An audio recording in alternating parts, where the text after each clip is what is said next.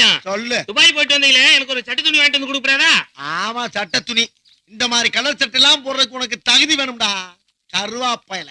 ஏடா, எவ்வளவு நாளைக்கு தானே அந்த மூட்டையை முடிஞ்சு சைக்கிளை கட்டிக்கிட்டே அலைய போறீங்க?